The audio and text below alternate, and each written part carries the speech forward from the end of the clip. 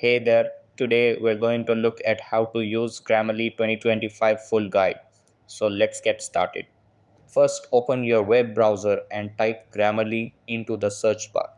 Over here, click on the official Grammarly website. After that, click on Get Grammarly.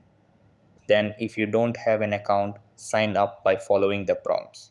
Over here, if you already have an account, type in your email and click Continue. After that, you can also choose Continue with Google.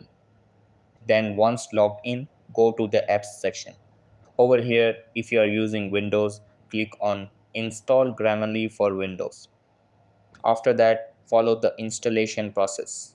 Then, if you are using Chrome, click to install the Grammarly extension.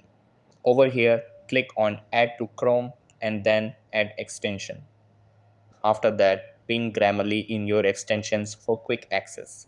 Then open a Google Doc or any writing platform. Over here, you'll see the Grammarly icon on your writing interface. After that, click on the Grammarly icon to start grammar checks. Then Grammarly will show suggestions by underlining words or phrases. Over here, click on any suggestion to see more details. After that, choose to accept or reject the changes. And that wraps it up. Appreciate you watching. See you in the next.